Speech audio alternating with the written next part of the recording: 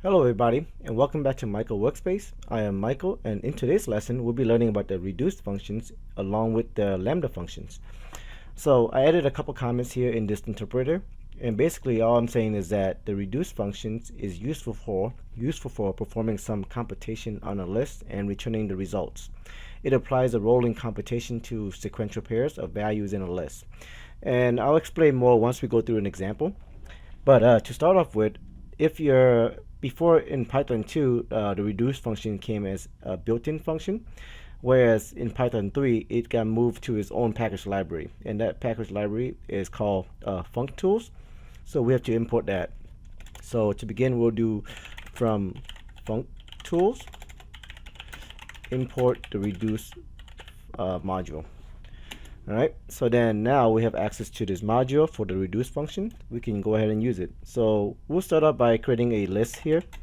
So my list is equal to 1, 2, 3, 4, and 5. Now, if we want to perform a reduce function on this list, let's see what we can do with it. Let's say we want to get the product of this list. So the product of this list is basically you multiply the first two items in a list, get the result of that, and then multiply the next items in a list and get the result of that, and continue this process until there's no more items in this list. All right, so we'd be expecting to do something like the result to be something like 1 times 2, get the result of that, then times 3, which is the next item in the list, get the result of that, then times 4, get the result of that, then finally times 5. All right, so whatever that number comes out to be is the product of that list. All right, so let's go ahead and create to do this with the reduce function.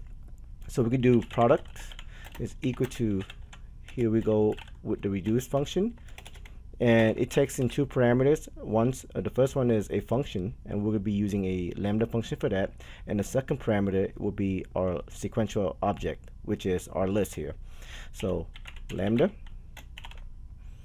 and actually we want to wrap this in its own parentheses because we're going to be taking in two arguments. So lambda xy, and then we'll be doing x multiply y. All right, so that would be the first parameter. The second one is just our list object. All right, so now that we have that, if we were to print out the results, we get 120. And again, what this is doing is basically 1 times 1, and then it goes through this whole process of so 1 times 1 is 1, 1 times 2 is 2, and then 2 times 3 is 6, 6 times 4 is 24, and then 24 times 5 is 120. All right, so I just did it within my head there. All right, let's give you another example here. Let's say we want to find the greatest value in this list. All right, the greatest element value in this list. So we can do that by doing creating a greatest variable, and then using the reduce function, and then our lambda function. So x, y, we'll wrap this in its own parenthesis here. X, y. So here we'll be using a condition. Our condition is y if y is greater than x, else x. All right, and then that's the first parameters. The second one is just our list. And then now if we were to print it out, we'll be expecting to get back 5 because that's the greatest value in this list object. And in fact, we did get 5 back. Okay, so that's all about we have for reduce function and a little bit about lambda functions.